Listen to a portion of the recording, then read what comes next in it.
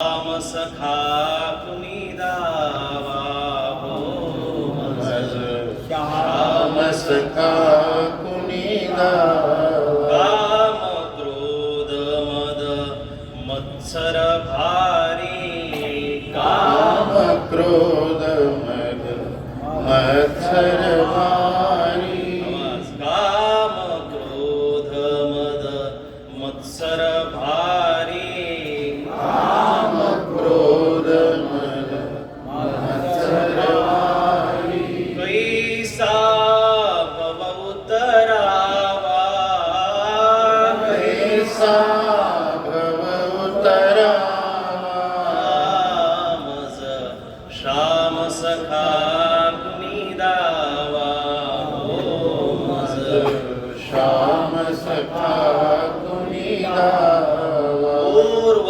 प्रसवाजी आला लोटीत पूर्व प्रसवगी आला लोटीत पूर्व प्रसवाजी आला लोटीत पूर्व प्रसवगी आला लोटीत भव भय ताप हरावा भवभय ताप हरावा मज श्याम सखा कुणी दावा हो मज श्याम सखा कुणी दावा धन्य धन्य तुम्ही संत महात्मे धन्य धन्य तुम्ही संत महात्मे धन्य धन्य तुम्ही संत महात्मे धन्य धन्य तुम्ही संत महात्मे अवगुण मम विसरावा अवगुण मम विसरावा मज श्याम सखा कुणी दावा हो मज श्याम सखा कुणी दावा शरणागत तव चरणी राऊळ शरणागत तव चरणी राहुळ शरणागत तव चरणी राऊळ शरणागत तव चरणी राहुळ भव भय ताप हरावा भवभय ताप हरावा मज श्याम सखा कुणी दावा हो मज श्याम सखा कुणी दावा हीन दीन मी मार्ग न ठावा दीन दीन मी मार्ग न ठावा आश्रय मजला द्यावा आश्रय मजला द्यावा मज श्याम सखा कुणी दावा हो मज श्याम सखा कुणी दावा हो मज श्याम सखा कुणी दावा मज श्याम सखा कुणी दावा करारविन्देन पदारविन्दं मुखारविन्दे विनिवेशयन्तं वटस्य पत्रस्य पुटे शयानं बालं मुकुन्दं मनसा स्मरामि करारविन्देन पदारविन्दं मुखारविन्दे विनिवेशयन्तं वटस्य पत्रस्य पुटे शयानं वटस्य पत्रस्य पुटे शयानं बालं मुकुन्दं मनसा स्मरामि बालं मुकुन्दं मनसा स्मरामि वंशे विभूषितकरा नवनीरदाभा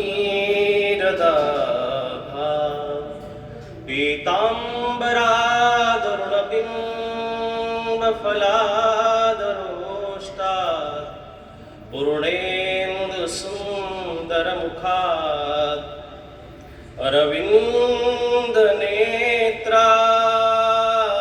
अरविन्दनेत्रात् कृष्णात् परं किमपि तत्त्वमहं न जाने कृष्णात् परं किमपि तत्त्वमहं न जाने वसुदेवसुतं देवं कंसचाणूरमर्दनं देवकी परमानन्दं कृष्णं वन्दे जगद्गुरुं सर्वोपनिषदो गावो दुग्धा गोपालनन्दन पार्थो वस्य सुधीर्गोक्ता दुग्धं गीतामृतं महत् श्रीगोपालकृष्ण श्री दत्तात्रेय महाराज की जय श्री चक्रपाणी महाराज की जय श्री गोविंद प्रभु महाराज की जय सर्वज्ञ श्री चक्रधर स्वामी की जय उपस्थित सज्जनों आजच्या या रावळ व्याख्यानमालेच्या मंगलाचरणारंभी मजपा मराठी सेवा आपण सर्वजण ऐकत आहात.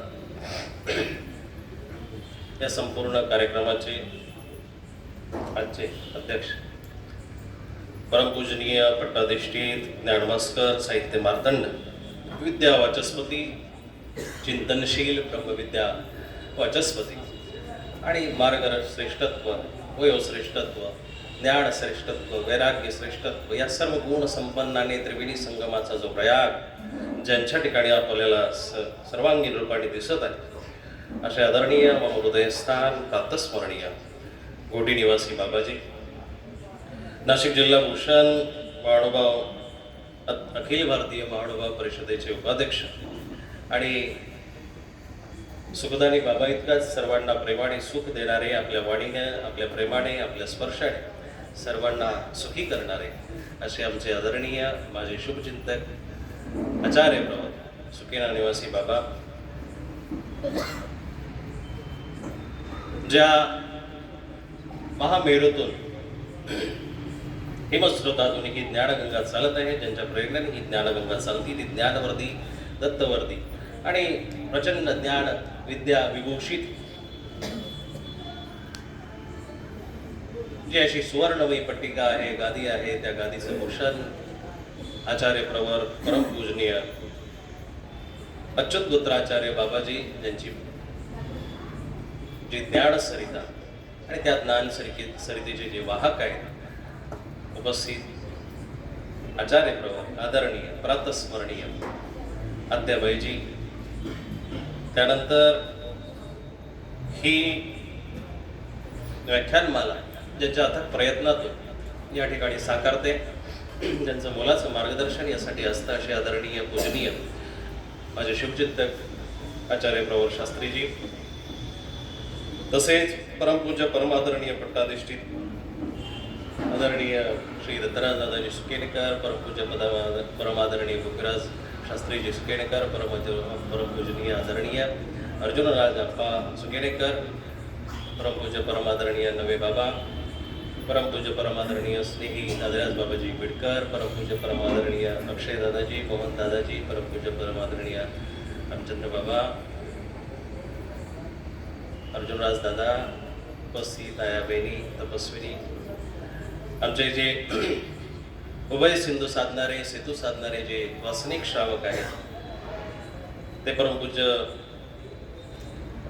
जुन्या बाबांचे सर्व शिष्य आहेत जुन्या बाबांची जी ज्ञानसरिता आहे धर्म उपदेश आहे त्या उपदेशाला खऱ्या अर्थाने वाहक आहेत. आज जगाच्या पाठीवरती कुठेही जायचं असेल तर एक वाहक आणि वाहन महत्वाचं आहे साधन महत्वाचं आहे आणि या चारही साधनामधला एक आधारभूत असलेला स्तंभ वासनिक वर्ग त्याच्यामध्ये आदरणीय राजेंद्रजी जायभावे, प्रकाशजी गुगे, ज्ञानेश्वरजी गुगे, अरुणदादा, मनोहर शेठ मानकर, नंदू हंडे, बोरवाडीकर, उपस्थित सर्व तुम्ही सगळ्यांची नावं मला पाठ नाहीत आणि जे पोपट आव्हाड, किसनदादा आव्हाड, अंजनगावकर सर आणि सर्वात शेवटी जो या कार्यक्रमासाठी उपस्थित भूमीची जागा भूमी उपस्थित करून देणारा सर्वांसाठी उपलब्ध करून दिलेली ही जागा तो बोधले परिवार. बंधूंनो, जागेचं खूप महत्व आहे. कळत नकळत कुणाची नावं राहिली असतील तर क्षमा असावी. आपण सर्वजण या ठिकाणी या ज्ञानमंचावरती, व्यासमंचावरती आणि या उपस्थित कार्यक्रमासाठी उपस्थित असलेले सर्वच आदरणीय साधक, आदरणीय भिक्षुक वर्ग, आदरणीय तपस्विनी वर्ग, आदरणीय सद्भक्त वर्ण, बालगोपाल आणि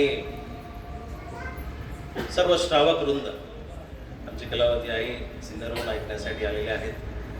भरपूर असे सगळ्यांचे चेहरे मला पाठ आहेत, पण नावं काही पाठ नाही. आपल्याला मूळ ज्ञान गंगेकडे आता वळायचं आहे. ही राऊळ व्याख्यान मला 2 तपापासून चालत आहे. या जगात भरपूर अशी दानं आहेत. त्या दानापैकी काही दानं तोकडी आहेत. द्रव्याचं दान दिलं तर संपू शकतं, त्याला एक लिमिट आहे. वस्तूचं दान दिलं तर त्याला एक लिमिट आहे आणि त्याच्यानंतर त्या वस्तूची गॅरंटी नाही आहे, त्याची काही व्हॅलिडिटी नाही आहे. त्याच्याही नंतर दुसऱ्या एखाद्या गोष्टीचं दान दिलं, वस्त्राचं दिलं तर ते वस्त्राला जीर्णता आहे, फाटणं आहे.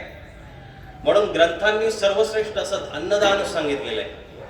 अन्नदानाच्या मधली एक विशेषता अशी आहे की याच्यामध्ये घेणारा थकत असतो, देणारा थकत नाही. लक्षात आलं का? पंगत बसलेली असेल, वाढायला माणूस आला, भाजी देऊ का? नको. भाकरी देऊ का? नको. लोणचं देऊ का? नको. कढी देऊ का? भात देऊ का? वरण देऊ का? जिलेबी देऊ का? गोड किती असेल, गुलाबजाम देऊ का? नको म्हणणारं एकच दान ते अन्नदान. पण याच्याही पलीकडं ज्याची शाश्वती चिरकाळ आहे आणि जे घेतल्याने वाढतं आणि दिल्याने वाढतं, ते सर्वात श्रेष्ठ असं ज्ञानदान, ते विद्यादान आहे. आणि आज ज्ञानदान तुम्ही आम्ही सर्वजण श्रवण करत आहात. बंधूंनो, जगाच्या पाठीवरती ह्या सगळ्या बाकीच्या ज्या गोष्टी आहेत त्या विकत मिळतील, पण ज्ञान कधी विकत मिळणार नाही. कारण ज्ञानाच्या पाठीमागं श्रद्धा लागत असते, ज्ञान घेण्यासाठी पात्रता लागत असते. ज्ञान घेण्यासाठी जसं दान घेण्यासाठी देशे कालेच पात्रेचं गीतेने ही परिभाषा सांगितली, पण त्याही पलीकडं ज्ञानासाठी सुद्धा ही परिभाषा महत्वाची आहे. ज्ञान सुद्धा देश बघूनच दिलं गेलं पाहिजे. ज्ञान सुद्धा पात्र बघूनच दिलं गेलं पाहिजे. ज्ञान सुद्धा व्यक्ती बघून आणि काळ बघून दिलं गेलं पाहिजे. पात्र बघून न दिलेलं ज्ञान कधी कधी वायाला जात असतं. लहान पोराच्या हातामध्ये पैसे द्या, 2000ची नोट बंद झाली, 500ची नोट द्या, 500चा एखादा बंडल द्या, लहान पोराला म्हणा बाबा याचा चांगला उपयोग कर, विनियोग कर. करेल का? पात्र चुकीचं आहे, वस्तू चांगली आहे, पण पात्र चुकलेलं आहे. काळ बघायला पाहिजे. एखाद्या वेळेस दान करत असताना बऱ्याच वेळा माणसं उन्हाळ्यामध्ये चहा वाटतात, चुकीचं दान आहे. हा काळ चुकलेला आहे. इथं दान बरोबर जरी असेल, वस्तू बरोबर असेल, पण काळ चुकला. उन्हाळ्यामध्ये काय वाटायला पाहिजे? थंड पदार्थ वाटायला पाहिजे, आईस्क्रीम वाटायला पाहिजे, दुसरा एखादा. आता मस्तपैकी तासभर बसायचंय. 1 तास झाला का तुम्ही हात वर करा.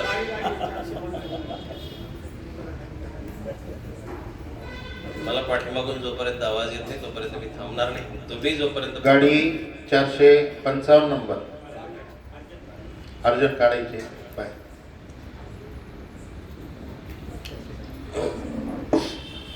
पूर्वजन्मीचा अडथळा मध्ये आला तर गाडीचा नंबरही सांगावा लागतो. मोबाईल, गाड्या, वस्तू, लेकरं, बाळ,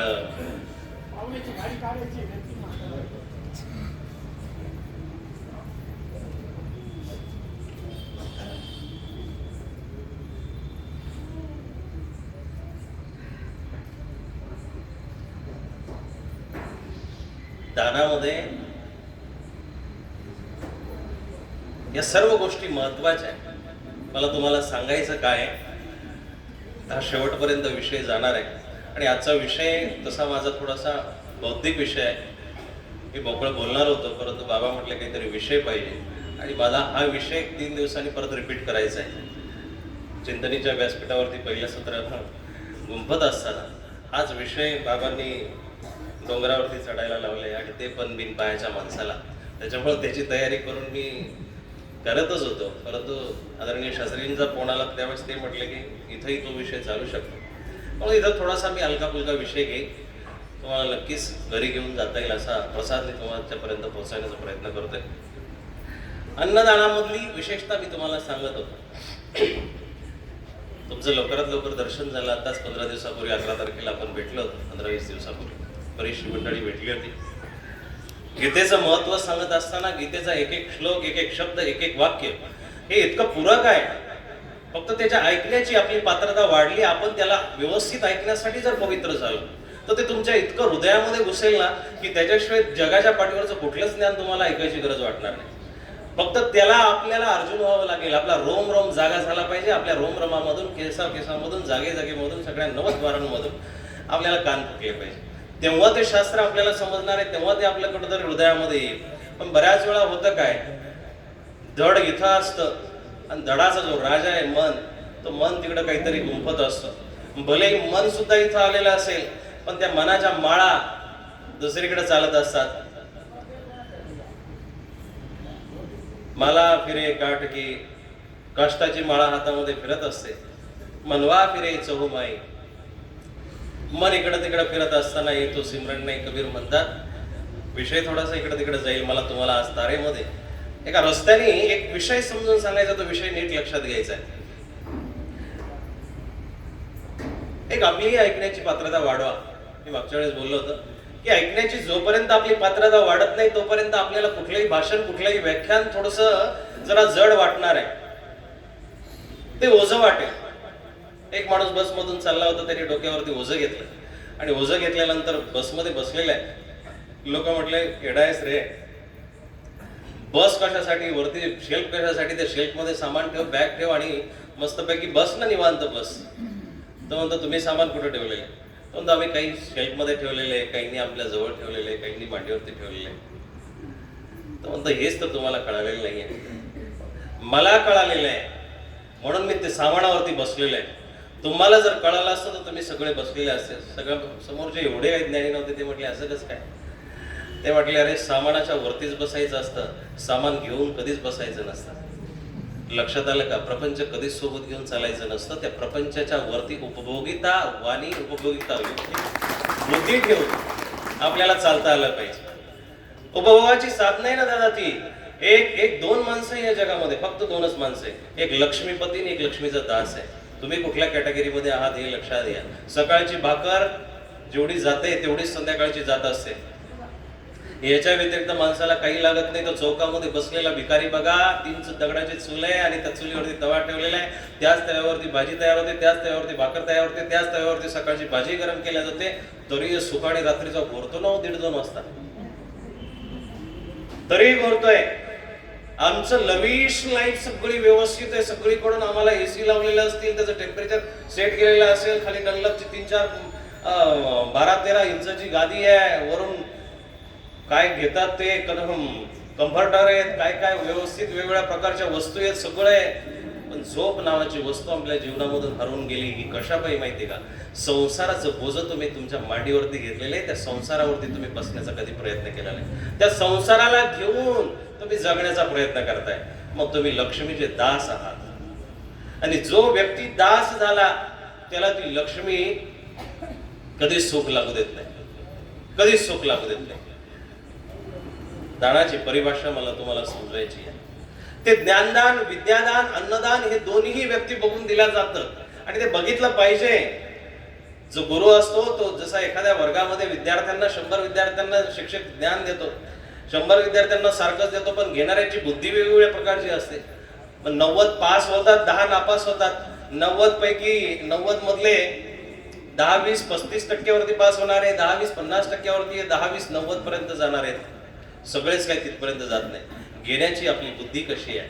म्हणून दान देत असताना या दोन्ही गोष्टी महत्वाच्या आहेत. देशे कालेच पात्रेचे, देश बघून ते दान देता आलं पाहिजे, पात्र बघून ते दान देता आलं पाहिजे आणि काळ बघून ते दान देता आलं पाहिजे. थंडीचा दिवस आहे, कडकडतोय आणि बाबा मस्तपैकी आता व्हॅनिला आईस्क्रीम आहे, बटरस्कॉच आईस्क्रीम आहे तुमच्यासाठी आणलेली आहे.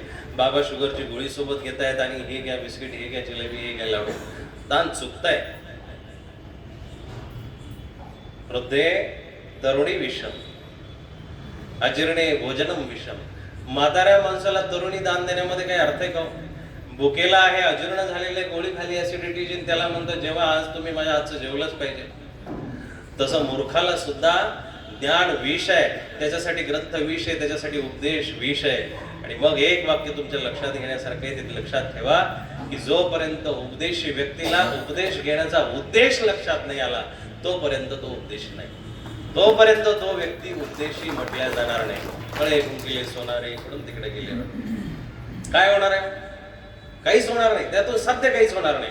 भरपूर तुम्ही पुस्तक वाचत असाल, चरित्र पाठ असेल, तुमच्या लीळा पाठ असतील, बरेचसे तुमचे आतले वृद्धाचार पाठ असतील, स्मृतिस्थळांकडे तुम्ही वळलेले असाल, तुम्हाला टीका ओळखता येत असतील, हे पुढची प्रकरण आहेत. परंतु या जागेवरती, ह्या जागेचं महत्व सांगत असताना ह्या जागेनं भरपूर अशी स्थळं पाहिलेली आहे. ती स्थळं तुमच्यापर्यंतही आलेली आहे. व्यावहारिक रूपामध्ये स्थळ शब्दाचा अर्थ होतो, आता बरेचसे या हॉलच्या सुद्धा तारखा बुक झाल्या असतील स्थळांमुळे, व्यावहारिक रूपामध्ये तो अर्थ आहे. पण जाण्याची जागा तुम्हाला दाखवणारा ग्रंथ, दाखवणारं पुस्तक म्हणजे ते स्थळ. मग ते विचाराचं असेल, आचाराचं असेल, स्मृतींचं असेल, कुठल्या प्रसाद सेवेचं असेल, हे स्थळ या जागेमध्ये बऱ्याच वेळा आलेलं आहे, बऱ्याच वेळा झालेलं आहे. पण बंधूंनो, या सगळ्या ज्ञानाला गोखण्यासाठी एक पात्रता महत्वाची आहे, ती म्हणजे तुमची मन पात्रता, मानस पात्रता, हृदय पात्रता. ती जर शून्य असेल, लाऊडस्पीकर सुद्धा ज्ञान बोलतोय, तुमचा मोबाईल सुद्धा, युट्यूब सुद्धा मस्तपैकी कथा सांगताय, प्रवचन सांगताय, तुमचे रेकॉर्डिंग सुद्धा मस्तपैकी ज्ञान सांगत असतात.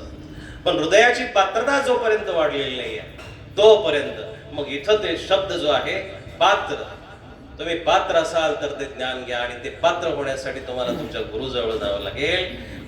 गुरुजवळ जाऊन तद्विद्धी प्रणिपातेन परिप्रश्नेन सेवया. झुकाओ, वाकतच नाहीये, इतक्या कमरांमध्ये गॅप पडायला लागले ते न वाकल्यामुळं.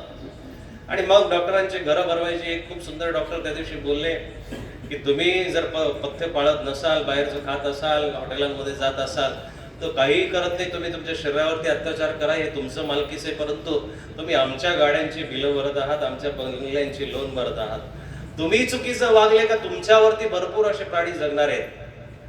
आपला एक रस्ता जर चुकला ना दादा, बंधूंनो, नीट लक्षात घेण्यासारखं ही ज्ञानभूमी आहे. या ज्ञानभूमीवरती एक वाक्य सुद्धा वाया जाण्यासारखं नाहीये. फक्त आपली पात्रता महत्वाची आहे. तुम्ही जर कान, डोळे, हे पंचेंद्रिय, ज्ञानेंद्रिय इथं जर घेऊन आलेले असाल, इथला एक शब्द सुद्धा वायाला जाणार, इथला एक शब्द सुद्धा वायाला जाणार. तुम्ही चुकले का सर्वजण चुकल्यासारखे आहेत. म्हणून यद्यदाचरति श्रेष्ठ सतत देव तर जनम. गीता सांगते की मोठी माणसं ज्या रस्त्याला जातील त्या रस्त्याला लहान माणसं जात असतात. मोठ्या माणसांनी कुठं जायचं हे तुम्ही ठरवलं पाहिजे. आज जगाच्या पाठीवरती 2-3 वर्षाचं पूर्व हातामध्ये तंबाखू घेतंय, मळतंय, चुना लावतंय, असं दिसतं का चित्र? हे चित्र तुम्हाला कुणालाही दिसणार नाही. एखादा लहान लेकरू शिव्या देते, हे चित्रही तुम्हाला दिसणार नाही. एखादा लहान लेकरू दारू पिते, हे चित्रही तुम्हाला दिसणार नाही. पण जी मोठी माणसं आहेत या व्यसनांना करताना आपल्याला दिसतात. मग जगाच्या पाठीवरती कोणाला सुधरवलं पाहिजे? सांगा ना. साहजिक आहे ना, आपण सुधारलं पाहिजे. यद्यदाचरति श्रेष्ठ सतत देवो तरोजना. मोठी माणसं सुधारली का आपल्या आपण लहान महाजनो येन गतसा पंथा. मोठी माणसं ज्या रस्त्याला जातील त्या रस्त्यालाच आपल्याला जायचे. ते रस्ते खूप महत्वाचे. ते रस्ते तुम्हाला सापडतायत, दिसतायत, पण त्या रस्त्यावरती चालण्याची कोणी डेअरिंग करत नाही, साहस करत नाही. त्या रस्त्यावरती निघायला वेळ नाहीये. आणि आज सगळी माणसं सकाळ संध्याकाळ देवपूजा करतात, ती फक्त आपल्या प्रपंचासाठी करतात. विरळे असतील देवाला स्मरणारी, प्राप्त करणारी विरळी माणसं असतील, क्वचित असतील. पण त्यांनाही सुद्धा एकदा परीक्षा म्हणून त्यांनाही म्हणून बघा की निघता का घराच्या बाहेर. त्यावेळेस मग त्यांना सगळे अकाउंट, सगळ्या गोष्टी त्यावेळेस आठवतील आणि तेव्हाही ते विचार करून म्हणतील आणखी 1 वर्ष थांबावं लागेल, आणखी 2 वर्ष थांबावं लागेल, आणखी बरंचसं काही करण्यासारखं. बराच विचार येतो माणसाच्या मनामध्ये. पात्रता वाढलेली नाही, बस. आपली ही पात्रता आपली. आणि बघा सगळ्यात महत्वाचं एक वाक्य, सगळ्यात महत्वाचं एक वाक्य, हे धड जे भेटलेले आहे तुम्हाला, ईश्वराचा औदार्य हा या शब्दावरती मला प्रकाश टाकायचा, पण हे धड जे भेटलेलं आहे ते परमात्म्याने वाया घालण्यासाठी नाही दिलेलं. ईश्वराने तुम्हाला या आत्म्यावरती न्याय करण्यासाठी इथं पाठवलेले दादा. ज्या ज्या व्यक्तीकडून ह्या आत्म्यावरती, ह्या मनपटलावरती, मानसपटलावरती अन्याय झाला, मांसाहार करणाऱ्या इतकाच तो माणूस सुद्धा पापी आहे, तो माणूस सुद्धा हिंसक आहे, तो तितकाच दोषी आहे, तो तितकाच दोषी. एखादा जनावर मारणारा दोषी इतका नसेल, पण मनाला मारणारा, मनावरती अत्याचार करणारा तोही तितकाच दोषी आहे. म्हणून आपल्या मनाला आपल्याला समृद्ध करायचं आहे. ही जागा खूप पवित्र झालेली हो. इथं आल्यानंतर शास्त्र सुचतं, इथं आल्यानंतर शास्त्र ऐकायची बुद्धी जागृत होते, इथं आल्यानंतर धर्म करावं वाटतं. आणि हा परिवार खूप समर्पित आहे. सूर्यग्रहणाच्या वेळी सगळे महाभारताच्या नंतरची कथा आहे, सगळे गोळा झाले, गोकुळ गोळा झालेले, वृंदावन गोळा झालेले, मथुरेतली काही माणसं आहे आणि उर्वरित युद्धामधली काही माणसं गोळा झालेली. ही माणसं तिथं उपस्थित आहे, सगळ्या गोपिका उपस्थित आहे, वृद्ध झालेल्या गोपिका उपस्थित आहे, काठ्या काठ्या हातामध्ये घेऊन उपस्थित झालेल्या आहे. आणि उपस्थित सर्व माणसं बघितली आणि त्या सगळ्यांच्या मध्यभागी कृष्ण आहे. सगळे कृष्णाची विचारपूस करतायत, सगळे कृष्णाकडे बघतायत. आणि एक वृद्ध गोपी काठी घेऊन पुढे आली, तुरतुर पुढे आली आणि पुढे आल्यानंतर कृष्णाला प्रणाम केला आणि म्हटली, कृष्णा खूप मोठा झाला रे, आमच्यापासून गेल्यापासून तू आम्हाला कधी दिसला नाही, आता खूप मोठा दिसतोय. पण एक विनंती आहे, एक अर्जव आहे, एक तुझ्या चरणाजवळची आस आहे. माय काय म्हणते बोल ना. गोपी म्हणते, कृष्णा अरे आलास, इतक्या दिवसांनी आलाय, चल ना एकदा रास क्रीडा करू, खूप क्रीडा करू. एकदा आपण काहीतरी पूर्वीच्या आठवणींना उजाळा देण्यासाठी एकदा आपल्याला सगळ्यांना एकदा उभं राहावं लागेल. तू मध्यभागी उभा राहा, आम्ही सगळं रिंगण धरू, आम्हाला भले आता नाचता येणार नाही, आता आम्हाला डुलता येणार नाही, तुझ्या बासरीप्रमाणे आम्ही डुलू शकत नाही, पण रिंगण धरतो, गोल तुझ्यासारखं फिरायचा प्रयत्न करतो, पायाची दिखतान आम्ही चालवायचा प्रयत्न करतो, वाजवायचा प्रयत्न करतो. तो एकदा नाच, मध्यभागी उभा राहा. कृष्ण तिथं साफ नकार देतो. सगळ्यांना वाटलं ही आपली अग्रगण्य आहे, ही आपली गोपिका सगळ्यात महत्वाची मोठी आहे आणि ही अग्रज असल्या कारणानं कृष्ण हिची गोष्ट मानेल. कृष्ण तिथं साफ नकार देतो आणि कृष्ण म्हणतो की आई इथं ती गोष्ट जमणार नाही. अरे काय काय हरकत आहे रे, तूही आहे, गोपिकाही आहेत, गोपांगण आहेत, सगळी माणसं जिथल्या तिथं आहेत, तुझ्यावरती प्रेम करणारं अख्खं गोकुळ इथं लोटलंय, तरी काय हरकत आहे. कृष्ण तिथं बोलता झाला की आई या भूमीमध्ये मला अजूनही शंखाचे आवाज, रथांच्या चाकांचे आवाज, घोड्यांच्या अश्वांच्या टापांचे आवाज, लोकांच्या किंकाळ्यांचे आवाज, तलवारींचे आवाज आतापर्यंत माझ्या कानामध्ये घुमत आहेत. इथं आपल्याला नाचता येणार नाही, इथं आपल्याला रास रचता येणार नाही. रास जर रचायची असेल तर खऱ्या अर्थाने यमुनेच्या तीरावरतीच किल कल कल कलवंतिनी जमुना, ती यमुना तिथं वाहती पाहिजे, तिथं वृक्ष लता बेली डुलत्या पाहिजे, तिथं मोर बागडताना दिसले पाहिजे, पपिया पिऊ पिऊ बोलताना दिसला पाहिजे, साळुंखीचे मंजुळ स्वर पाहिजे, तिथं रास क्रीडा केल्या जाऊ शकते. जागेचं खूप महत्व आहे. कृष्णाने तिथं सगळ्या गोपिकांना समजून सांगितलं. मला वाटतं ही जागा सुद्धा अशाच पुण्य पावन महात्म्यांच्या शब्दरवामध्येच पवित्र झालेली जागा आहे. या जागेवरती मंगल कार्य प्रवृत्तांचे लागत असतील, पण निवृत्तांचा या ठिकाणी जर समारोह होतोय तर या जागेला दोन्ही काठ लागलेले आहेत. एक निवृत्तीचा मार्ग आहे, एक प्रवृत्तीचा मार्ग आहे. तुम्हाला कुठल्या मार्गामध्ये यायचं, बरेचशी माणसं लग्नासाठी इथे येत असतील, लग्नामध्ये इथं जागा पुरत नाही, रस्त्यापर्यंत गाड्या असतात, पण प्रवचनाला त्याच गाड्या इथपर्यंत पोहोचल्यात आणि माणसं सगळी बोटावरती पोहोचण्यासारखी आहे. याच्यावरूनच दिसून येत होतं की आपण प्रवृत्त आहोत की निवृत्त आहोत. या शब्दाचे अर्थ तुम्हाला सांगायची गरज नाहीये, तर कळत नाही. सांगू, प्रवृत्त कोण आणि निवृत्त कोण? प्रवृत्त तोच आहे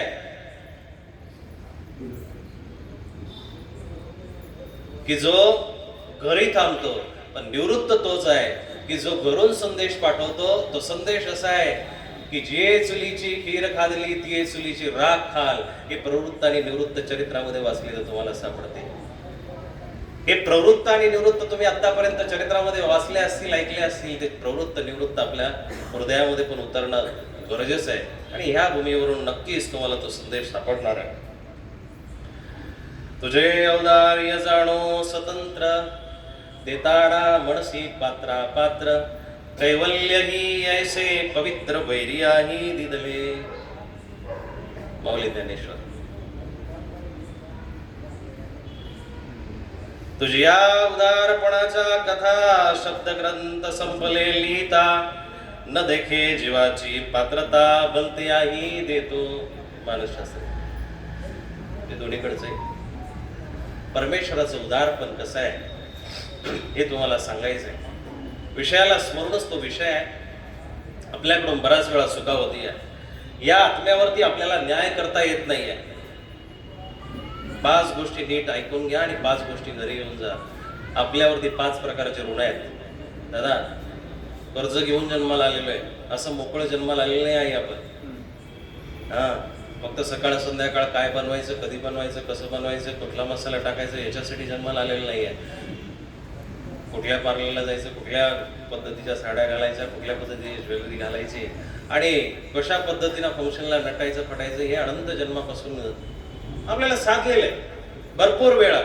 अहो, आपल्याला आयुष्यच पुरलेलं नाहीये. तसं पाहिलं तर नीट जर विचार केला तर कृतयुगामध्ये 1 लाख वर्षाचं आयुष्य आहे. हो, 100 वर्षाचं आयुष्य म्हणजे एक सॅम्पल आहे, नुसता ट्रेलर आहे. 1 लाख वर्षाचं आयुष्य भेटलं तेही या जीवाने वाया घातलं ना दादा, वाया घातलं. तुम्ही म्हणशाल आम्ही नव्हतो तेव्हा, तुम्हीच होते, आम्हीच होतो, सगळे होतो. म्हणून हे कलियुगासम नरकासमान कलियुगामध्ये आपल्याला टाकलेले. आपण सगळे होतो तिथं. साहेब, 1 लाख वर्ष आयुष्य थोडं असतं का? कृतयुगामध्ये 1 लाख वर्ष हा माणूस जगला, पण फक्त डोळे मिटवले, काही घेणं नाही देणं नाही, आत्मचिंतन चालू आहे, फक्त मनामध्ये धारणा करतोय, बसलाय, काही उद्योग केले नाही, काही चांगली कर्मही केली नाही, म्हणून त्रेतायुगामध्ये टाकल्या गेलं. तिथंही 10,000 वर्ष जगला. आपल्याला आताही एखादं 100 वर्षाचं म्हातारं मेलं तरी आपण गळा काढतो आणि म्हणतो आणखी 2-3 वर्ष जगायला पाहिजे. अहो, जगला, पूर्वी भरपूर वेळा जगलेल्या 10,000 वर्ष त्रेतायुगामध्ये जगला, पण तेही अपुरं पडलं. त्रेतायुगामध्ये आला, त्रेतायुगामध्ये आल्यानंतर 1000 वर्षाचं आयुष्य लागलं, तेही अपुरं पडलं. 100 वर्षाचं खाक पुरं होणार आहे का कलियुगातलं? काय पुरणार आहे? आणि याच्यामध्ये तुम्हाला बघा, आजकाल ह्या सगळ्या गोष्टी फॅशन झाल्या आणि मी प्रबोधन जास्त करतो. माझ्याकडे ज्ञान कमी आहे म्हणून मला थोडेसे कान टोचायच्या भूमिका दिलेल्या आहे.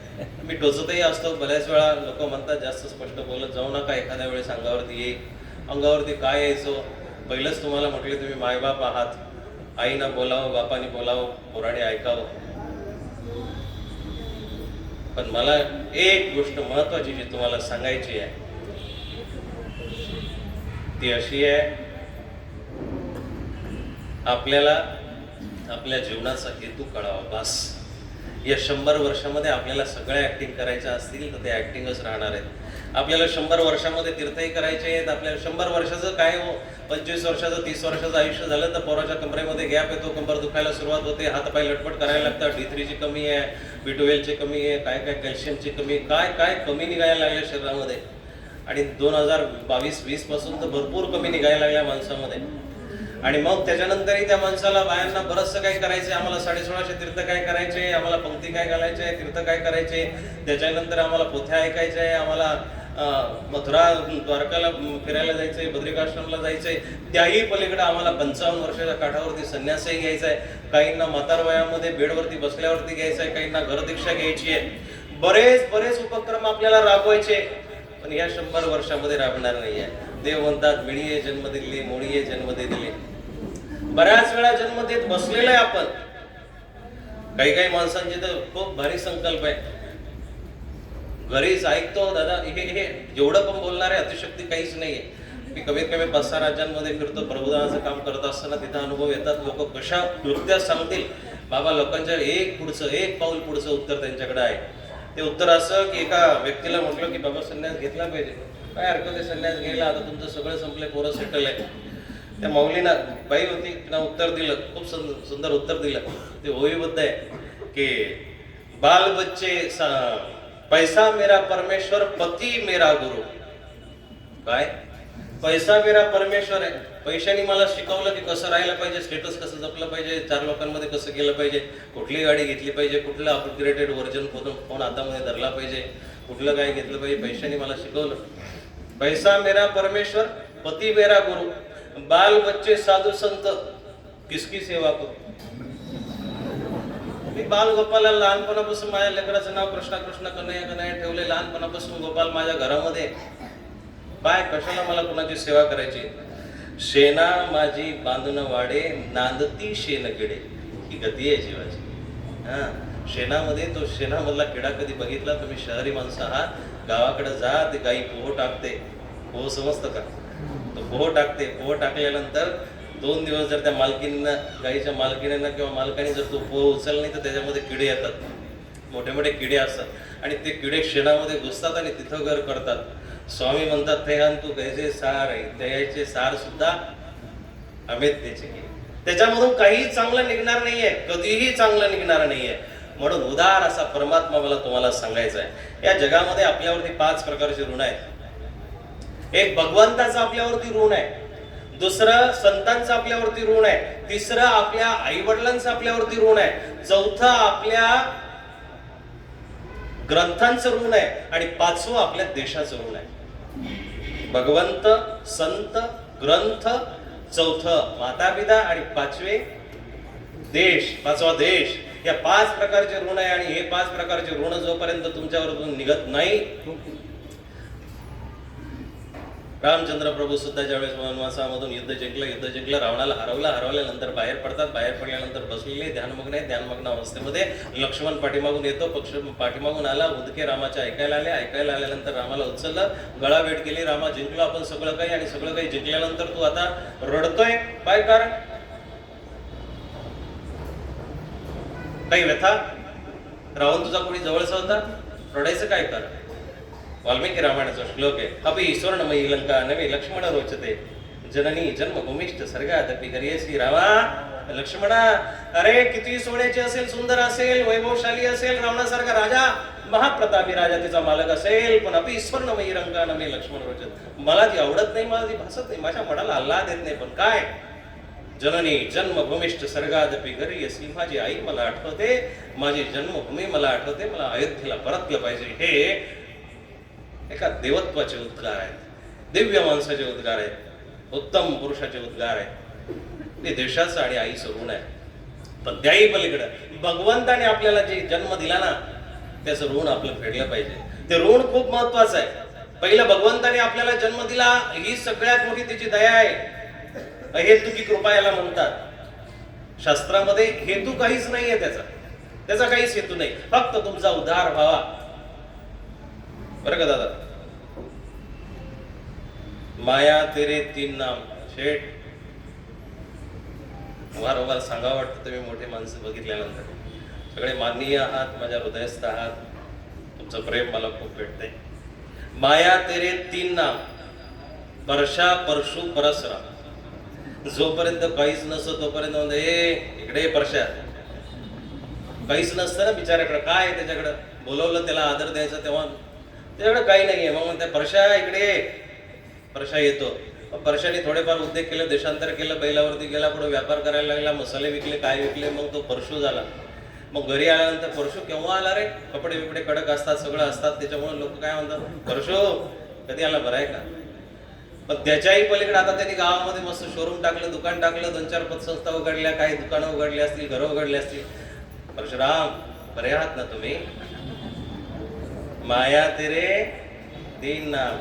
आणि याच्याही पलीकडे गेला तर नाव घेऊ वाटत नाही. तुम्ही आदरणीय आहात, पूजनीय आहात, माननीय आहात, ज्येष्ठ आहात, श्रेष्ठ आहात. ज्याच्याजवळ पैसा आहे तो पंडित असतो, असं एक सुभाषित आहे.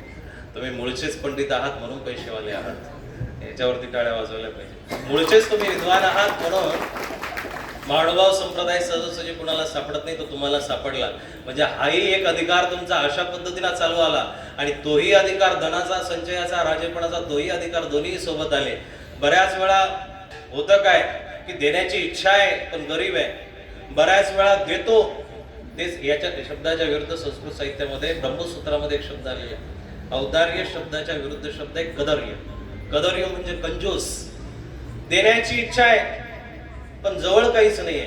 दुसरा असा व्यक्ती आहे की द्यायला भरपूर काही आहे, इच्छा नाहीये.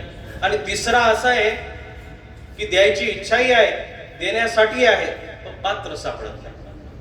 कोणाला द्यावं हे सापडत नाही. मग तो काय करतो, जातो रात्रीचा 12-1 वाजता, तुम्हाला कुठं सिग्नलला दिसत असतील असे, 12-1 वाजता जातो, गाडीची डिकी का ब्लँकेटनं भरलेली आहे, म्हणजे रस्त्यावरती पिऊन खाऊन झोपलेले त्यांच्यावरती ब्लँकेट टाकतो. देण्याची इच्छा आहे, देण्याची ताकदही आहे, पण पात्र सापडत नाही. म्हणून महत्वाची सूचना तुम्हाला आहे की जर आता देण्याची इच्छा असेल, देण्याची ताकदही असेल, तर पात्र तुमच्या जवळ अवतीभोवती फिरताय, फक्त त्यांना ओळखायची गरज आहे, त्यांना सापडायची गरज आहे. उशीर आहे, त्यांना शोधा. आणि मग तद्विद्धी प्रणिपातेन परिप्रश्नय सेवया, त्याचप्रमाणे देशे कालेश पात्रेच दानम सात्विकम कृतम, ते दान तुमचं सात्विक रीतीनं घडणार आहे. भगवंताचं आपल्यावरती ऋण आहे. विषय तिथंच भरकटून येणार आहे. कारण माझ्या पाठीमागे ही 3 मला गुरुश्रेष्ठ मार्गश्रेष्ठ 3 असे प्रगाढ शुभचिंतन करणारे, आणि एवढी मोठी माया जर मला पाठीमागून जर असेल, दादा जंगलामध्ये गुराखी जातो, तर जंगलामध्ये त्याचं एखादं वासरू, एखादी शेळी, एखादं बकरू जर हरवलं, तो काय करतो, घरी येतो, त्या सगळ्या जनावरांना बांधतो, शेळ्या मेंढ्यांना बांधतो, आणि परत जंगलामध्ये जातो. आणि परत जंगलामध्ये जाऊन ते वासरू, ती गाय, ते बकरू, ती शेळी मेंढी शोधून आणतो. एका वासरासाठी, एका बकऱ्यासाठी, एका मेंढीसाठी तो गुराखी कासावीस झाला, जंगलामधून त्याला शोधून आणलं. परमेश्वर अनंत जन्मापासून आम्हाला शोधतोय. बिछडे तो हम है, विखुरलेले आम्ही आहोत, आम्ही त्याच्या हाताला लागत नाही, आम्हीच दऱ्या कोंढरामध्ये, आम्ही 4 भिंतीच्या आतमध्ये लपलेलो आहोत. त्याच्यामुळे परमेश्वर जरी आपल्याला सापडत असेल, परमेश्वर जरी आपल्याला देत असेल, पण त्याची दशी आपल्यापर्यंत पोहोचत नाही, किंवा आपण त्याच्या दशीपर्यंत पोहोचत नाही. म्हणून आपण तिथपर्यंत न पोहोचल्यामुळं आपण अनंत जन्मामध्ये भरकटत आहोत. भगवंताने आपल्यावरती खूप मोठं ऋण दिलेलं आहे. ते ऋण आपण फेडण्यासाठी जन्माला आलेलो आहोत. लाख करोडी काया दिनी अंग अंग अनमोल, ऐसे अनमोल तन को तुम माटी में मत मोल, नित कर उसकी बंदगी, नित कर उसका जाप, देना होगा तो देगा अपने आप. लाख करोडी काया दिनी, प्रत्येक शरीराचा अंग अनमोल आहे. त्या देवाने आपल्यावरती खूप मोठा उपकार केला ना दादा. ज्ञानेश्वरीतली जी सुंदर अशी ओवी ना, तुझे अवदार्य स्वतंत्र आहे. माऊली म्हणतात की तुझ्या अवदार्याला कुठलाच बाधा नाही आहे. आज जर जगाच्या पाठीवरती कुणीही कितीही श्रीमंत माणूस घ्या, त्याला लिमिट आहे. त्याच्याकडे 10 लाख असतील तर तो 2 लाखाचंच वाटण्याची व्यवस्था करू शकतो, 2,000ची व्यवस्था करू शकतो. पण ईश्वराला अशी कुठलीच मर्यादा नाहीये. त्याचं औदार्य स्वतंत्र आहे. आणि देताना म्हणशी तो पात्र कुणालाही देतो ना, कुणालाही देतो. श्री प्रभू बाबा त्या राजमठातून आले, समोर गटारी आहे, गटारीच्या कडेनं चाललेले आहेत, काही मनामध्ये नाहीये, काही घेणं नाही देणं नाही, मस्तपैकी आपल्या स्वच्छंदी रमणामध्ये चालले. आणि चालता चालता झालं असं की समोर गटार आहे, गटार वाहती, त्या गटारीमध्ये एक किडा दिसला, वळवळणारा दिसला. वळवळ काय करते म्हणून त्या गटारीत हात घातला, हातावरती घेतला, पाणी सांडून गेलं. तो किडा बघितला आणि नजरेनंच त्या जीवाची पात्रता बघितली, चुरगळला अंगठ्याने आणि जा मेली ब्रह्मा होय. हे देताना मनसी पात्रा. तो बघतच नाही हो कोण कसा आहे, आणि मग त्याची कृपा, यत कृपा ददहं वंदे परमानंद माधव. त्याची कृपा झाल्यावरती तुम्हाला पांगळ्याला तो पाय देऊन डोंगर चढायला लावू शकतो, एव्हरेस्ट चढायला लावू शकतो, तो मुक्याला वाचा देऊ शकतो, तो आंधळ्याला बहिऱ्याला काय त्याची कृपा आहे. ही कृपा तुमच्या आमच्या लक्षात जर आली ना, तुम्हाला खऱ्या अर्थानं देव कळला. हे भगवंताचं आपल्यावरती ऋण आहे. हे भगवंताने आपल्याला दिलेलं ऋण आहे. उदारा सर्व येते त्याने हे जे लक्षणं सांगितली ना गीतेने, ही सगळी लक्षणं परमेश्वराची कृपा आहे. 18 अध्याय संपले. 18 अध्याय संपल्यानंतर यथेच्छसे तथा कुरु देव म्हटला. देव सुद्धा हात लावतो दादा शेठ. देवाने सुद्धा कपाळाला हात मारले. त्या अर्जुनाने प्रश्न इतके केले. शेवटी देव म्हणतो यथेच्छसे तथा कुरु, तुला जसं येईल तसं कर. नेक आपण आपल्या पोरांना म्हणतो ना, जाय, तुला नाही म्हटलेला पिकनिकला जायला, तुला नाही म्हटलेला गाडी न्यायला, तुला नाही म्हटलेला मोबाईलला गेला, जाय, तुला जसं येईल तसं कर. 18 अध्याय सांगितले देव म्हणतो तुला येईल तसं कर. यथेच्छसी तथा कुरु. अर्जुनालाही वाटलं शहाण्याच्या लगेच लक्षणं लक्षात आली पाहिजे. आदरणीय दादराज बाबांच्या इथं गीता जयंतीला सांगत असताना क्लेप शब्दाचा मी तुम्हाला अर्थ सांगितला होता. अर्जुन, तेवढ्यावरूनच लक्षात आलं की देव संतापलाय. जास्त काही म्हणण्याची गरज नाही, जास्त काही सांगण्याची गरज नाहीये. जर आपल्या लेकरांना आपल्याला जर सांगावं लागत असेल, बजावून सांगावं लागत असेल आणि आपला बीपी शुगर वाढवून जर सांगावं लागत असेल, समजून घ्या पूर्वजन्मीचे शत्रुपोटी जन्माला आले. आता हे आपल्याला नाकीनं आणल्याशिवाय सोडणार नाही. पूर्वजन्माचे अडथळे, सगळे अडथळे. तिथं मी सांगितले होते का 4 प्रकारचे पुत्र जन्माला येतात. कोण होतं तिथं? बोडके पाटील नव्हते? होते ना. सांगितलं नव्हतं. 4 प्रकारचे पुत्र सांगितले होते की नाही? आहे माहिती? बाबा म्हणतील तेच परत परत सांगायला लागला. 4 प्रकारचे पुत्र जन्माला येतात. 4 प्रकारामधून एक ऋणानुबंधाने जन्माला येत असतो. पूर्वजन्मीचा शत्रू म्हणून एक जन्माला येत असतो. तिसरा एक उदास पुत्र म्हणून जन्माला येतो आणि चौथा सेवक पुत्र जन्माला येत असतो. 4 प्रकारचे पुत्र. पहिला ऋणानुबंधाने येतो म्हणजे तो पाठीमागचं काहीतरी कर्ज घेऊन येत असतो. शेठ मागचं कर्ज असं आहे की बिचाऱ्याने आयुष्यभर नोकरी केली, सिक्युरिटी गार्डची असेल, छोटी मोठी नोकरी असेल, 10-20 लाख रुपये कमवले आणि कमवल्यानंतर पोरगा आता मोठं झालं, कॉलेज बिलेज शिकला आणि बाप्पा माझ्या सगळे बरोबरीचे जे पोरं आहेत ना, ते पोरांनी मस्तपैकी एक गाडी घेतलेली आहे, आपल्याला एक 4 व्हीलर घेऊ. बाप म्हणतो अरे आपली काय 4 व्हीलर, आपल्याला राहायला घर नाही, छप्पर गळतंय आपलं, आपण कशाला 4 व्हीलर. पोरांनी 2-3 दिवस अन्न सोडून दिलं.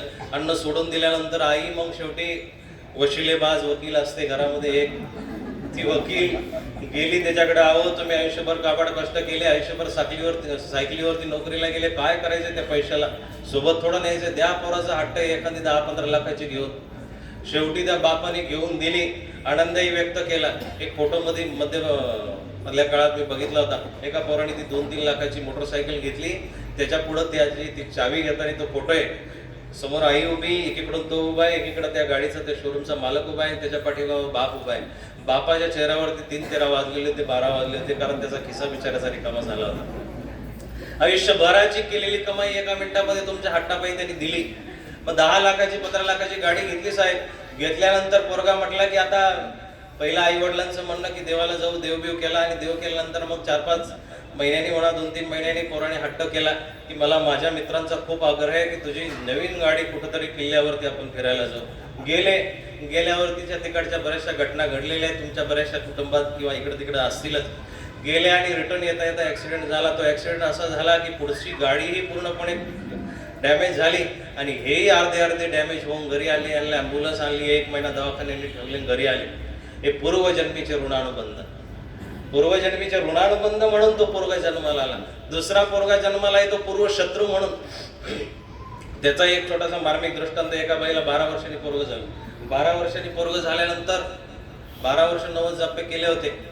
24 वर्षाची ही व्याख्यानमाला आहे. 2 तप ह्या व्याख्यानमालेला झाले. या व्याख्यानमालेमधून मला वाटलं कमीत कमी 24 माणसं तरी अनुयायी किंवा 24 माणसं तरी अनुग्रहित अनुसरलेले व्हायला पाहिजे होते. झाले का? आई म्हणते आखडतं घ्या गारठ वाजायला. सपवायचं नाही, माझं काय म्हणणं सपवायचं आई काही लांब जाऊ. किती? 1 तास. 4 तर पूर्ण करा ना. 1 तास घ्यायचं नाही. हा थांबू. सुरुवात आहे ना, सुरुवातीलाच जर हरायला लागले तुम्ही, बॅटिंग जर होत नसेल. मला 1 तासाचं पॅकेज दिलेलं. 1 तास तुम्ही ऐका, उठून तर जाणारच नाही. त्या दिवशी 2.5 तास 1.5 तास ऐका. हो, प्रपंच ज्याला त्याला पडलेला आहे. अहो घरी जाऊनही काय करायचंय? बिस्तरे पकडायचे, बेड पकडायचे, गाद्या पकडायचे, त्याच्यावरती पसरायचं. आयुष्यभरापासून पसरलेलं झोपलेलं आहे. जागो रे जिन जागना अब जागन की बार. अरे आता नाही उठलं तर कधी उठणार आहे? आता नाही उठलं तर कधी उठणार? अनंत जन्म वायाला गेले आणि त्याही जन्मामध्ये प्रपंच केला. ज्यावेळेस डुक्कर झाला त्यावेळेसही प्रपंच केला आणि मग देवाची कृपा म्हणून सांगतो, औदार्य म्हणून सांगतो. त्या पोरांचंही सांगता येईल, जाऊ द्या ते, पण हे महत्वाचा विषय. देवाचं औदार्य असं पण आहे की तो पात्रापात्र बघत नाही, कैवल्यासारखं दान देतो, मोक्षासारखं दान देतो. पण त्याची औदार्यता इतकी पण आहे की जर या जन्मामध्ये दारू पिऊन ह्या जन्मामध्ये व्यसन करून जर गडरात लोळायला आवडत असेल ना, तो पुढचा जन्म नक्की डुकराचा देतो आणि म्हणतो मनसोक्त लोळत जा, मनसोक्त लोळ. देवाची उदारता अशी पण आहे, ह्या जन्मामध्ये जर मांस खायला आवडत असेल, ह्या जन्मामध्ये जर तुकडे उकडलेले, शिजवलेले, जळलेले, भाजलेले जर आवडत असेल, पुढच्या जन्मामध्ये तो वाघाचा, बैला, लांडग्याचा, कोल्ह्याचा जन्म देतो. मनसोक्त आयुष्यभर मांस खा, त्याला काही हरकत नाहीये. त्याची कृपा आहे ना, उदारता त्यांनी पूर्णपणे ठेवलेली आहे आणि त्या उदारतेनं तो सगळं द्यायला तयार आहे. तुम्हाला कुठं जायचं हे तुमच्या हातामध्ये आहे. कैवल्यासारखा दानी जर आपल्याला देण्यात द्यायला आला तर आपण काय मागितलं पाहिजे त्याच्यावर समोर लक्षात घ्या. थोडक्यामध्ये दुसरा पुत्र जो आहे पूर्वशत्रू 12 वर्षांनी पोरग झालं. 12 वर्षांनी पोरग झाल्यानंतर खूप मोठा उत्साह केला आणि उत्साह केल्यानंतर ते पोरग 1.5-2 वर्षाचं झालं आई, आणि 1.5-2 वर्षाचं झाल्यानंतर ते आई आई बोलायला लागलं, मम्मी मम्मी बोलायला लागलं आणि 2 वर्षाचं पोरग झालं, मेलं. 12 वर्षांनी झालं होतं, 12 वर्षांनी झालं, 2 वर्षांनी फक्त आईच बोलायला लागलं, गेलं. गेल्यानंतर त्या आईच्या दुःखाला काय पारावर राहिला. त्या बिचारीनं टाहो फोडला आणि गडबडून त्या परमेश्वरला दोष द्यायला लागली, त्याला दोषी म्हणायला लागली, त्याला काय काय नको ते दोष द्यायला लागली. तर माझा सिद्धांत आहे, ईश्वराला दोष देऊन चालत नाही. शेवटी तिचा पती एका संताकडे जात होता आणि साधूजवळ जात होता, तर त्या पत्नीनं काय केलं, तिला म्हटलं की आपण बाबांकडे जाऊ, बाबांना काही याच्यातून मार्ग असेल तर. ते पोरगं घेतलं, मेलेलं मृत झालेलं लेकरू घेतलं आणि रस्त्याने ते गेले, त्या साधूजवळ गेले.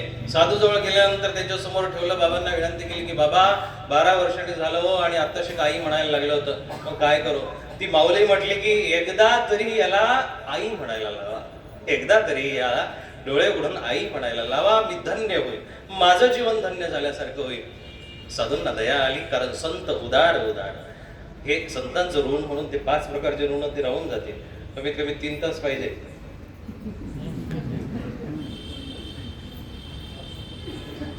खूप मोठ्या स्टेजवरचा हा विषय आहे, महाचिंतनच्या स्टेजवरती हा विषय जाणार आहे. पण आता तुम्ही सगळे पोक्त आणि सुज्ञ श्रावक आहात म्हणून हा विषय मला तुम्हाला कळता मिळता सांगायचा आहे. मग आई ती विनंती करायला लागली की बाबा एकदा तरी त्याला उठवा, एकदा तरी त्याला आई म्हणू द्या, एकदा तरी. त्यांनी डोळे करून माझ्याकडे बघितलं, मी परत तुमच्याकडे काही मागणार नाही. संत उदार उदार, संतांचं हृदय कळवळलं, संतांच्या हृदयाला पाझर फुटला आणि पाझर फुटल्यानंतर त्या साधूंनी त्या आत्म्याला आवाहन केलं. आवाहन केल्यानंतर त्याच्यामध्ये तो आत्मा टाकला. आत्मा टाकल्यानंतर ते पोरग भिरभिरी बघायला लागले. बघतय, त्या आईकडे बघतोय, डोळे भरून बघतोय आणि ती आई त्या पोराला म्हणते, बाळा मी तुझी आई आहे रे, मला आई म्हण. बाळा मी तुझी आई आहे, मला एकदा तरी आई म्हण. ते पोरग नुसतं असं असं बघतोय, इकडून तिकडून त्याची नजर आहे. शेवटी न राहून ती माऊली म्हणते की हा आई का म्हणत नाही, आई का म्हणत नाही. मग त्या महात्म्याने त्या आत्म्याशी संवाद साधून त्या आत्म्याला वदायला लावलं, बोलायला लागलं. आणि मग तो आत्मा म्हटला की तू कुठली आई आणि कसला बाप, तुम्ही कोण आहात माझे, कोणी नाहीये. ते ती माऊली म्हणते मी तुला जन्म दिला, 12 वर्षांनी तू माझा झाला आणि 2 वर्षांनी तू मला आई म्हटला आणि आता तू मला म्हणतोय की तू कोण आहे, मी कोण आहे. त्यावेळेस तो आत्मा तिथं बोलायला लागला. त्याची वाणी अशी आहे की माय हे सगळं पूर्वजन्मीचं कर्ज आहे ना, तू माझी आई आहे ना तू माझी बंधू आहे, ना हम मनुष्य नच दैव यक्ष, तुम्ही माझे कोणी नाहीये, तुम्ही माझे कोणी नाहीये. त्याच्याही पुढचा तर्क असा साहेब, तो आत्मा असं म्हणतो की तुम्ही माझे कोणी नाहीये. मग काय हे कुठल्या जन्माचं फळ आहे. तो म्हणतो की एका जन्मामध्ये तू माझी सवत होती, कुठल्या तरी जन्मामध्ये. ऐका, कहाणी खूप मार्मिक आहे. तू माझी सवत होती. 12 वर्ष मी ज्या माणसासोबत लग्न केलं होतं, विवाह केला, तर 12 वर्ष ज्या व्यक्तीसोबत राहिली त्या व्यक्तीच्या जीवनामध्ये तू 12 वर्षांनी आली आणि 12 वर्षानंतर 2 वर्षांनी तू त्या पतीला माझ्या जीवनामधून निघून घेऊन गेली. म्हणून ते फळ, ते कर्म फेडण्यासाठी मला आता तुझ्या पोटी जन्माला यावं लागलं. 12 वर्ष मी तुझ्या नंतर मी तुझ्या पोटी आल्यानंतर 2 वर्षांनी जसं तू माझ्या पतीला दूर नेलं होतं, 2 वर्ष तू माझ्यासोबत राहिली, मी तुझं माझं कर्म फिटलं, नातं फिटलं, मी निघून चल. पूर्वजन्माचा शत्रू म्हणून लेकर जन्माला येत असतात. 3रा उदास पुत्र जन्माला येतो. उदास म्हणजे काय, खूप शिकवलं, बॅरिस्टर केलं, वकील केलं, काय काय केलं असेल, आणि जेव्हा पोराचं लग्न झालं मस्त बँकेट हॉलमध्ये, अशा हॉलांमध्ये 10-20 लाख रुपये फी दिली, ते खर्च केले, वाजत गाजत काय काय ते रिसेप्शन काय काय असतील ते तुमचे केले, आणि केल्यानंतर त्या पोराने जशी बायको उचलली, प्रपंच उचलला, दिल्लीला गेलं, अमेरिकेला गेलं, बापाच्या मौतीला सुद्धा आलं नाही. हे उदास पुत्राचं लक्षण. आणि सेवक पुत्र जो जन्माला येतो ना, तो चौथा श्रावण बाळ एकदाच आला, त्याच्यानंतर त्रेतायुगानंतर एकाही श्रावण बाळाची नोंद झालेली नाहीये.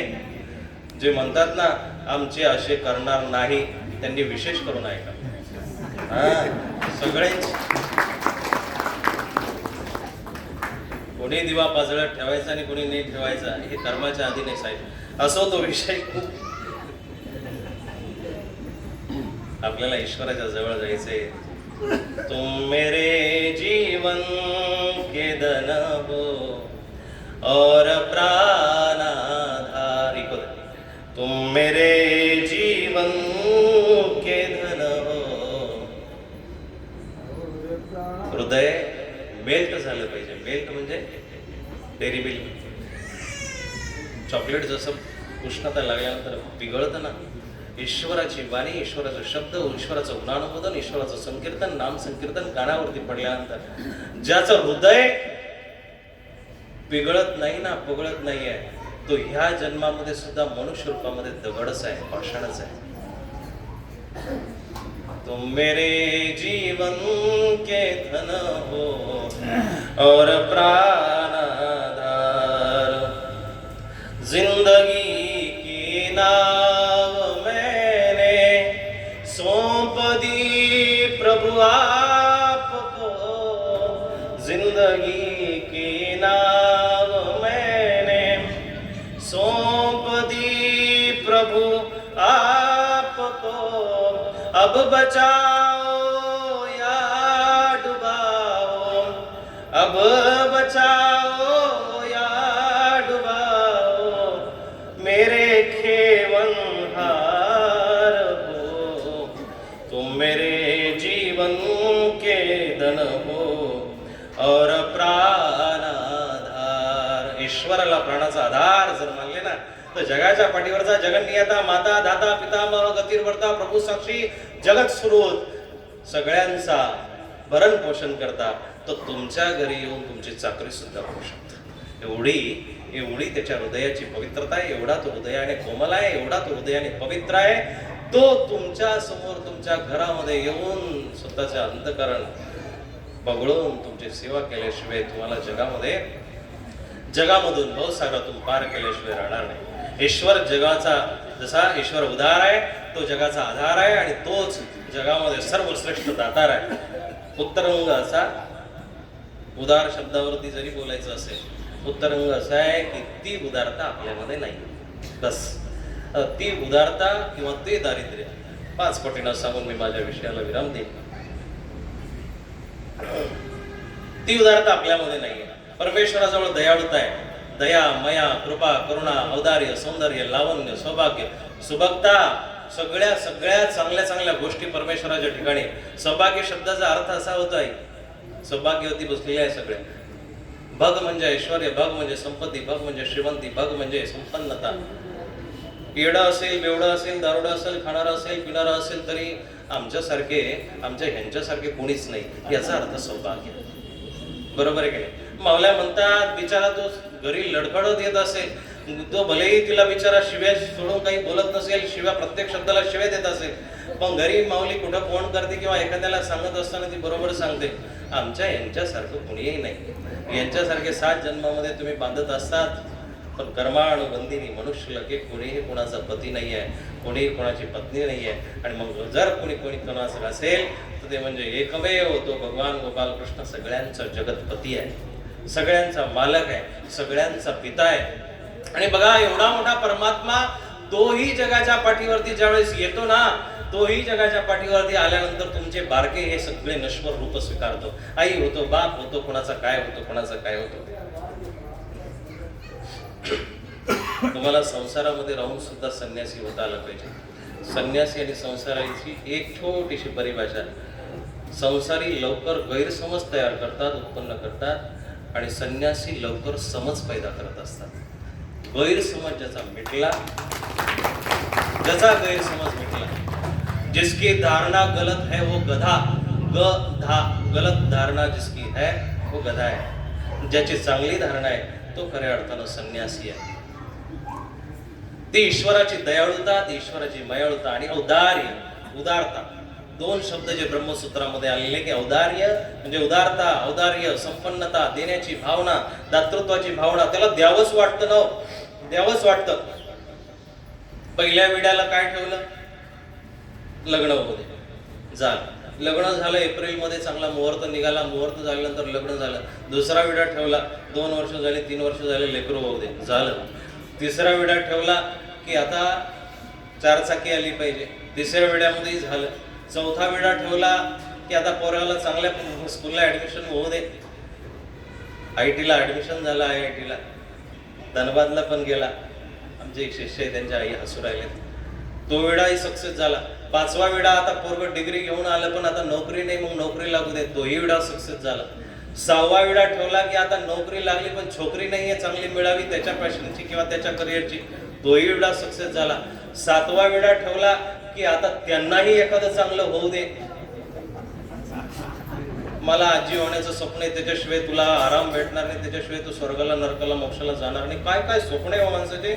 सहस्त्रार्जुनाला देवाने प्रसन्न झाल्यानंतर वर मागायला सांगितले. 7 वर सहस्त्रार्जुनाने मागितले. 7 वरामध्ये पहिल्यांदा हात मागितले, दुसऱ्याने अतुल बळीया म्हणून मागितलं, अतुल्य बल माझं होऊ दे. 3रा वर मागितला की माझं पृथ्वीवरती राज्य होऊ दे, वलयांकित राज्य होऊ दे. 5वा वर मागितला की चक्रवर्ती राज्य होऊ दे. 6वा वर मागितला की मला कोणी हरवणार नाही पाहिजे. 7वा वर मागितला की माझं त्रिलोकी गमन असलं पाहिजे आणि त्याही पलीकडे 1 वर मागितला की मला त्रिकाळ ज्ञान असलं पाहिजे. सगळे वर दिले. देवाला अपेक्षा होती श्री दत्तात्रय प्रभूंना की यांनी 8वा वर मागावा आणि त्या वरामध्ये यांनी मला मागावं, पण त्यांनी 7ही वरामध्ये देवाला मागितलं नाही. अहो, जगाचा पती परमेश्वर प्रसन्न झाले, त्याला काय हा नशवंत प्रपंच मागावा, त्याला या चुकीच्या गोष्टी मागा.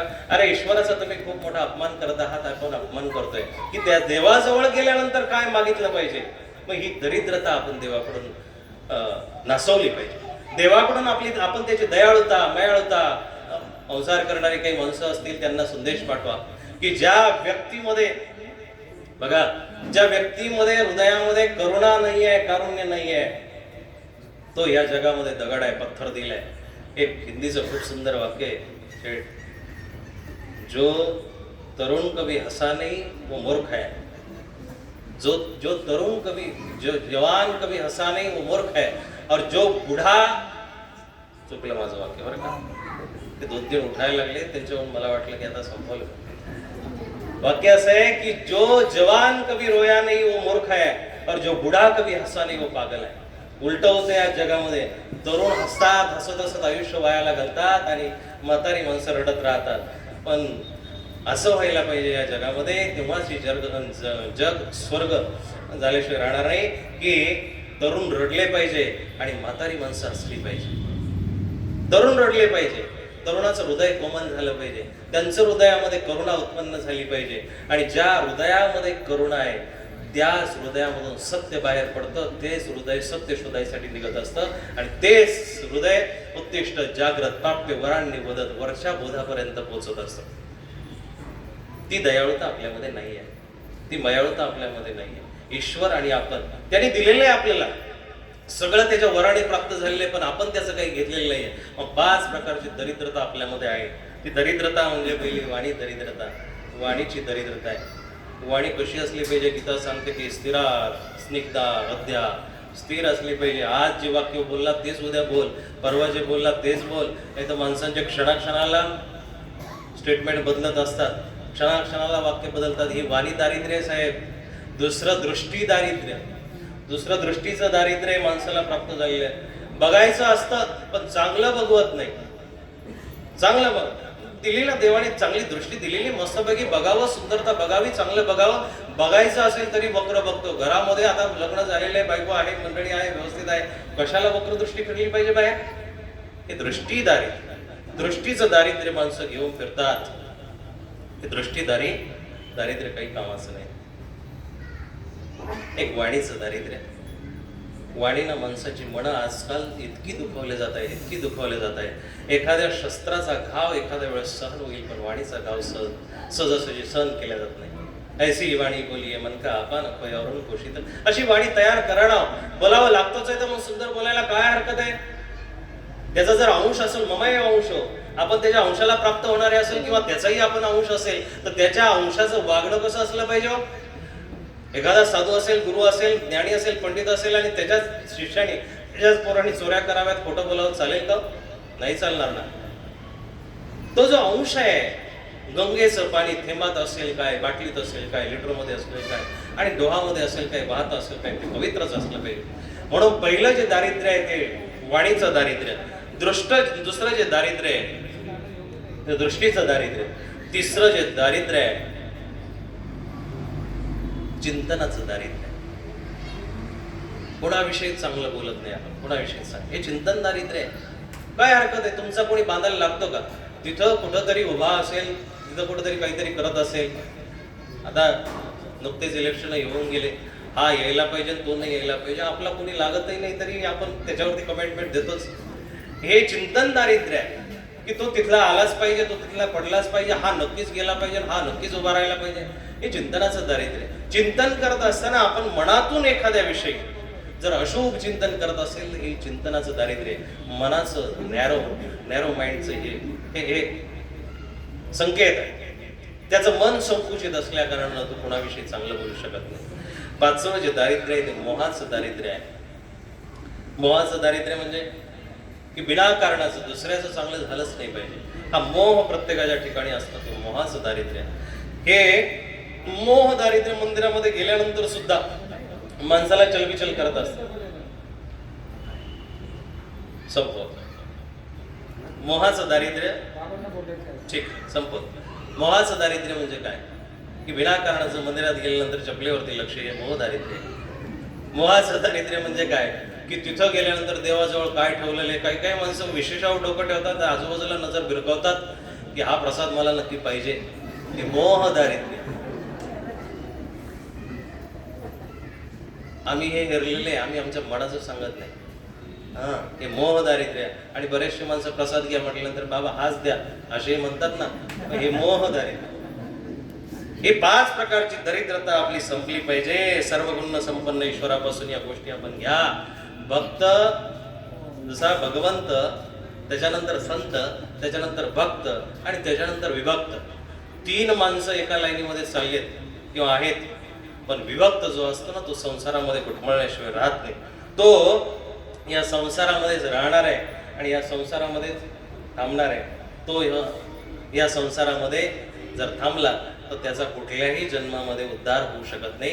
म्हणून ही 5 प्रकारची दरिद्रता तुम्ही संपवा. एक, पहिली म्हणजे वाणीची दरिद्रता संपवा. वाणी तुमची चांगली असली पाहिजे. दुसरं, दृष्टीचं दारिद्र्य संपवा की कोणाकडे वाईट नजर टाकता कामा नये, दुसऱ्याला वाईट बोलता कामा नये, दुसऱ्याकडे वाईट नजर टाकता कामा नये, दुसऱ्याच्या पदार्थावरती नजर टाकता कामा नये. तिसरं, चिंतनाचं दारिद्र्य संपवा, ज्ञानाचं दारिद्र्य संपवा. दुसऱ्याचं अज्ञान दूर करण्यासाठी ज्ञान असलं पाहिजे. स्वतःची प्रौढी मिळवण्यासाठी आणि दुसऱ्याची जिरवण्यासाठीचं जे ज्ञान आहे ना, ते ज्ञान स्वतःलाही खड्ड्यात घालतं आणि दुसऱ्यांनाही घालत असतं. म्हणून तेही दारिद्र्य काही कामाचं नाही, तेही दारिद्र्य काही कामाचं नाही. आणि मोहाचं आणि चिंतनाचं दारिद्र्य हेही जरी तुम्ही संपवलं, तुमचं जीवन उदार झाल्याशिवाय राहत नाही. आणि मग बरीचशी इतिहासातली जी उदाहरणं आहे, ती उदाहरणं तुमच्या आमच्यापर्यंत आलेली, ते महापुरुष आपल्यापर्यंत येऊन गेले. त्या महापुरुषांची आपण उदाहरणं लक्षात घेतली पाहिजे. कर्ण ज्या क्षणी देतो ना, त्या क्षणी तो उदार झाला. ईश्वराचा अंश असल्याची खात्री आहे. ईश्वरापर्यंत पोहोचण्याची जी आपली वाटचाल आहे ना, ती अशाच पद्धतीनं होणार आहे. कर्ण तेव्हाच उदार झाला की जेव्हा त्याने दिलं. पुत्र होता सारथ्याचा तरीही कर्णा निंदिले, कवच कुंडले काढून देता लोकवंदू लागले. जे असे भाळी तुझ्या तोवरी हे सोसने, या जगाची रीत आहे. निंदने मग वंदने. कोणी कुणाची निंदा करत असेल, थांबा. आणि थांबून त्या ईश्वरापर्यंत आपल्याला कसं पोहोचता येईल, त्या ईश्वरापर्यंत आपल्याला कसं जाता येईल, हा प्रयत्न सर्वांनी केला पाहिजे. या राऊळ मालेचा उद्देशच हा आहे की तुम्ही सगळे त्याच्यापर्यंत पोहोचले पाहिजे आणि त्याला तुम्हाला प्रार्थना करीत आली पाहिजे. औदार्य ऐसे जर तर मजलाची का दुरावा. तुझं जर औदार्य इतकं, तू जर इतका देणारा आहे, इतका दाता आहे, इतका खऱ्या अर्थानं जर मोठा आहे, तर मजलाची का दुरावा. मलाच लांब का ठेवले बाबा, मला जवळ घे, त्याच्याजवळ क्षमा मागा, त्याच्याजवळ याचना करा आणि तो तुमच्यासाठी खऱ्या अर्थानं येईल. तो तुमची माता होईल, पिता होईल, जगतभरता होईल. काय त्याच्याजवळ सगळे पात्र आहे. तो तुमचा होण्याला तयार आहे. फक्त तुम्ही त्याचे झाले पाहिजे. देव माझा मी देवाचा, अशा पद्धतीनं आपण परमेश्वराचं झालं पाहिजे. या ठिकाणी आपण मला बोलवलं. आदरणीय अक्षयदादा, आदरणीय धनराज दादा यांनी मला सूचना केली आणि आदरणीय आमचे ज्येष्ठ मार्गदर्शक संतोष मोडीजी शास्त्री यांनीही सूचना केल्याप्रमाणे मला या ठिकाणी सेवेचा योग आला. आपल्या सर्व श्रावकांचा, भाविकांचा, सगळ्यात मोठे नामधारक असतील, नाम स्मारक असतील, नाम चिंतन करणारे असतील, नुसते उपदेश घेतलेले असतील, माळा गळ्यात घातलेले असतील, गळ्यात घालून फिरवणारे असतील, हातामध्ये फिरवणारे असतील, न फिरवणारे असतील, कुंडीला टाकून ठेवणारे असतील, सगळे असतील. तुम्ही आता प्रवचन झाल्यानंतर नक्की मला भेटा, काही हरकत नाही आहे. पण मला बोलले तर मीही ऐकून घेईन, कारण तुम्ही तासभर मला ऐकून घेतले. म्हणून 2-5 मिनिटं तुम्ही मला बोलले तरी चालेल. पण तुमच्या खुंटीच्या माळा कधीतरी हातामध्ये घ्या आणि जो उपदेशी खऱ्या अर्थानं असला पाहिजे, त्याची जी काही ब्रीद वाक्य असली पाहिजे, ते 5 माळाचं ब्रीद वाक्य तुमचं संध्याकाळी झोपताना जर तुमच्याकडून केल्या जात असेल, ते कार्य जर तुमच्याकडून होत असेल, तर तुम्ही खऱ्या अर्थानं उपदेशी आहात आणि तुमच्या जीवनात उपदेशी असल्याचा उद्देश आला, हे मी मान्य करेल, हे मी मानेल. तुम्ही सगळेजण या ठिकाणी आला, शांतचित्ताने ऐकून घेतलं. बोललेली पुरेवेडी वाकुडी उत्तरं, जे काही चुकीचं असेल ते माझ्याकडे द्या, चांगलं असेल तर घरी घेऊन जा. आपल्या सगळ्यांच्या मायपणाला मी नमस्कार करतो, दंडवत करतो. झालेली सेवा या ठिकाणी संपूर्ण. सर्वे भवन्तु सुखिनः, सर्वे सन्तु निरामय, सर्वे भद्राणि पश्यन्तु, मा कश्चित् दुःख भाग भवेत. या ठिकाणी खऱ्या अर्थानं अच्युत पुत्राचार्य आदरणीय बाबांची आठवण झाल्याशिवाय राहत नाही. बाबांनी जी प्रेरणा दिली, बाबांनी जी स्मृती दिलेली, बाबांनी जी ताकद दिली, बळ दिलेले आहे, त्या बळाला खऱ्या अर्थानं आपण त्याचं वृक्षामध्ये, महावृक्षामध्ये रूपांतर केलं पाहिजे. त्याला जितकं आपल्याला वाढवता येईल तितकं वाढवा आणि ते वाढल्यानंतर फळबारे वृक्ष नम्राचे झाला. प्रत्येक माणसामध्ये एक नम्रता येईल, ज्ञान येईल, अशी अपेक्षा व्यक्त करतो. दंडवत प्रणाम. धन्यवाद बाबा. बाबांच्या या ठिकाणी आज प्रथम सत्रामध्ये बरीच मंडळी या ठिकाणी थोडी उशिरा या ठिकाणी आली आणि उद्या बरोबर 6 वाजता देवपूजा चालू होईल, सर्वांनी लक्षात ठेवा. आणि 6:45ला देवपूजा संपेल आणि 7ला बरोबर व्याख्यान सुरू होणार. म्हणजे होणार. उद्याचे व्याख्याते परमपूज्य आदरणीय तपस्विनी व्याख्यान मार्तंड आपल्या मीराताई मानेकर या ठिकाणी उद्या त्यांचं व्याख्यान आहे. आणि उद्या सर्वांनी वेळेवर देवपूजा वंदनासाठी हजर व्हा आणि वेळेवर या ठिकाणी हा कार्यक्रम आपण लवकर आला तर कार्यक्रम सुरू होईल. बाबाजींनी वेळेवर या ठिकाणी संपवलेला आहे 1 तासात. आणि काही व्याख्यात्यांचं असं या ठिकाणी विलक्षणता मला दिसते. चिठ्ठी पाठवली किंवा कोणी जाहीर समोर म्हणलं आवरा, तर काही व्याख्यात्यांना असा क्रोध येतो, चेहऱ्यावर असा उदासीनता येतो आणि टपकन उठून निघून जातात.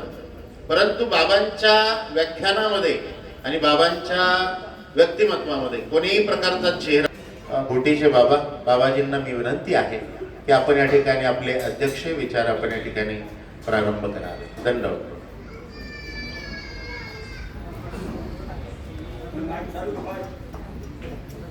सर्वात्मका देवा, तुझ्या गुणधर्मांचा ठेवा, कळवा माधुदैवा हेची मागे, कळवा माधुदैवा हेची मागे.